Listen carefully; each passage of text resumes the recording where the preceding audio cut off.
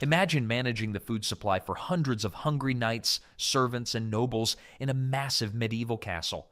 There were no refrigerators, no freezers, not even ice boxes, yet these stone fortresses somehow kept food fresh for months or even years. It sounds impossible today, right? But for centuries, castle kitchens mastered the art of food preservation using surprisingly sophisticated methods that allowed them to store enough provisions to feed over 1,000 people for half a year. So, how did they do it? Let's start underneath the castle. Medieval castle builders were onto something brilliant when they dug deep beneath their fortresses. These massive underground cellars turned out to be nature's refrigerator, maintaining a steady temperature around 55 degrees Fahrenheit, 13 degrees Celsius, year-round. The deeper they went, the cooler it got, and castle designers took full advantage of this natural phenomenon. The cellars weren't just simple storage rooms, they were carefully planned labyrinths where different foods found their perfect homes at different depths. The lowest levels, reaching temperatures in the high 40s, stored milk, cheese, and fresh meat. A few steps up, you'd find the wine storage, and believe me, keeping the noble's wine fresh was probably more important than keeping the meat from spoiling. The upper levels housed hardier items like roots, apples, and preserved goods. These underground mazes were so vast that servants regularly got lost in them. They started leaving chalk marks on the walls to find their way back. Medieval breadcrumbs, if you will. One particularly unfortunate servant in Dover Castle was missing for 2 days before they found him sleeping next to a wine barrel. His excuse? "I got lost and the wine helped me stay warm." He kept his job, surprisingly enough. Not everything went smoothly in these underground food vaults. Rats were a constant menace. One castle record mentions losing an entire winter's cheese supply to a rat invasion. And then there was the flooding. Nothing ruins your day quite like finding your root cellar has become an underground pool. Speaking of preservation challenges, while these cellars were impressive, they weren't perfect, which is exactly why salt became medieval Europe's most valuable food preservation weapon. Ever wondered why we say someone's worth their salt or why we get a salary? Both phrases come from a time when salt was literally worth its weight in gold. Medieval castles went through mind-boggling amounts of the stuff. Records show that one average-sized castle would use up to 5,000 pounds of salt each year just to keep their food fresh. That's enough salt to fill a small bedroom. The castle's salt master, yes, that was a real job, knew exactly which type of salt worked best for different foods. Fine white salt was perfect for preserving dairy and delicate meats, while coarse sea salt was the go-to for tough cuts and fish. The science behind it is pretty simple. Salt pulls water out of food and out of any bacteria trying to spoil it.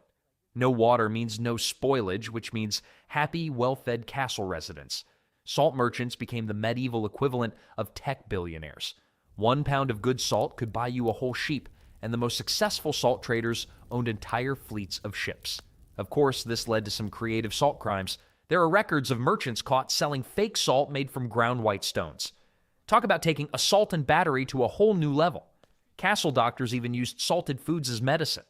Got a headache? Try some salted fish. Stomach ache? Preserved lemons might do the trick. Though considering medieval medical practices, the salt was probably the least weird thing they prescribed. But salt wasn't the only way castles kept their food fresh.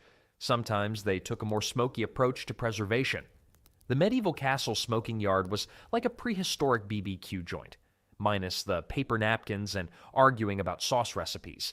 These dedicated smoking houses, processing up to 200 pounds of meat per day during peak seasons, sat just outside the castle walls, far enough to prevent fire hazards but close enough to keep an eye on. Court records show that a castle housing 150 people needed about 18,000 pounds of smoked meat to make it through winter. No wonder the smoking houses were guarded. You wouldn't want someone sneaking off with your winter's worth of smoked bacon. Each type of wood used for smoking brought its own special flavor to the party. Oak was the go-to choice for most meats. It burned slow and steady, creating a rich, deep smoke that could preserve meat for up to 4 months. Applewood got saved for special occasions, perfect for smoking wild boar or venison for the Lord's fancy feasts. Alderwood was the fish's best friend, giving salmon and trout that delicate smoky taste we still love today. The castle smokemaster knew exactly which wood to use and when. Timing was everything in the smoking game. Late autumn saw the smoking houses working overtime, with 3 to 4 smoking chambers running simultaneously. The process wasn't quick. Some cuts of meat hung in the smoke for weeks, with hams taking up to 3 months to fully cure. Castle records show smoke masters working in shifts, keeping the fires going day and night. The funny thing is, many of these medieval smoking techniques aren't that different from what modern BBQ masters use. The main difference? Medieval smoke masters didn't have to worry about posting the perfect brisket pic on social media. While smoke worked wonders for meat and fish, vegetables needed a different approach, one that involved a lot more effort. Medieval castle kitchens took pickling to a whole new level. Archaeologists have uncovered massive pickling vessels in castle ruins that could hold up to 100 gallons each, enough to pickle 800 pounds of vegetables at once. That's a lot of medieval pickles. Records from Dover Castle show they pickled about 40 to 60% of their yearly vegetable harvest, turning their castle gardens into a year-round supply of vitamin C. But forget about just cucumbers and onions. Castle cooks pickled everything they could get their hands on. Cabbage? Of course. Turnips? You bet. Eggs and beet juice? Absolutely. And they turned a striking purple color that probably made more than a few castle kids giggle at dinner. Some castles even pickled imported fruits like lemons and oranges, treating them as precious commodities that only the lord and his family got to enjoy. One medieval cookbook mentions a cranky baron who threatened to throw his cook in the dungeon for serving his specially pickled plums to the common soldiers. The castle gardens weren't just for show. They dedicated whole sections to growing herbs specifically for pickling. Dill, garlic, and mustard seeds were castle gardening staples. But the real MVP was vinegar production. Every serious castle had its own vinegar-making operation, usually tucked away in a corner of the castle because, let's face it, fermenting vinegar doesn't smell like roses. The pickling process was so important that many castles employed a dedicated pickle master who kept detailed records of every batch. These medieval recipe books survived centuries, showing us exactly how they did it. Some of their techniques were surprisingly advanced. They knew that adding grape leaves to pickle jars would keep the vegetables crispy, a trick many modern picklers still use today. Speaking of preservation techniques that stood the test of time, there was one sweet solution that medieval castles couldn't get enough of. In fact, it's so stable that archaeologists have found it still edible after thousands of years. Medieval castle folk knew all about honey's supernatural preservation powers, which is why they maintained extensive bee yards about a quarter-mile from their walls. These hives weren't just tucked away for safety, they were strategically placed near flowering meadows and orchards. A typical castle's bee operation included around 100 hives scattered across several locations, producing enough honey for both food preservation and medicine. Castle beekeepers lived in small cottages near their hives, making them the only skilled castle workers who didn't actually live inside the fortress. They got extra rations of ale. Apparently, medieval folks thought drinking helped prevent bee stings, and surprisingly, good pay. The castle infirmary kept its own separate honey stores, using specific types for different treatments. Light spring honey went to treating coughs and wounds, while darker autumn honey was saved for preserving fruits and meats. They even created specialized honey-preserved foods for sick patients. Fruits preserved in honey were a medieval hospital's version of get-well-soon candy. Speaking of preservation, the castle kitchen used honey in surprisingly creative ways. They dipped fresh fruit in heated honey to create a protective coating, layer root vegetables between honey-soaked linens, and even pack fish in honey for long journeys. One medieval recipe book describes how to preserve entire geese in honey, though it doesn't mention how they kept hungry servants from sneaking spoonfuls of the sweet preservative. The science behind honey's preserving power is pretty incredible. It's got so much sugar that bacteria can't grow in it, natural hydrogen peroxide that kills germs, and it's acidic enough to stop most microbes in their tracks. Plus, bees add an enzyme that turns it into honey superoxide, making it practically immortal. No wonder medieval castles valued their beekeepers almost as much as their master builders.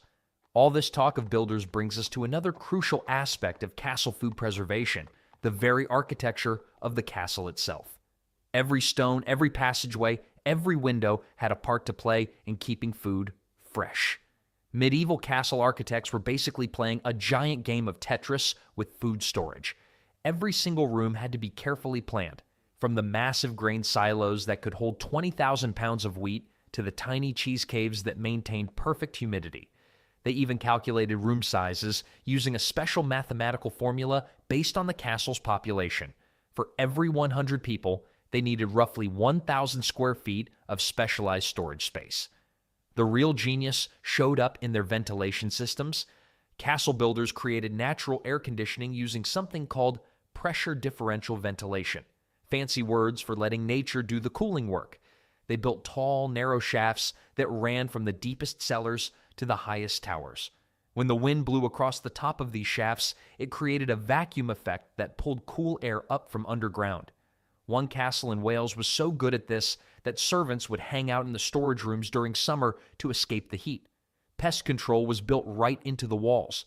Builders installed special ledges and barriers that rats couldn't climb, created angled walls that made it hard for mice to run up, and even incorporated natural pest deterrents like herbs into the mortar mix. Sometimes they'd build cat runs, narrow passages that only cats could access, to let their furry exterminators patrol between walls. The castle kitchen itself evolved from a simple room with a fire to an intricate system of specialized spaces. The buttery for storing drinks, not butter, the pantry for bread and dry goods, and the spicery for expensive spices each had their own unique ventilation and humidity controls.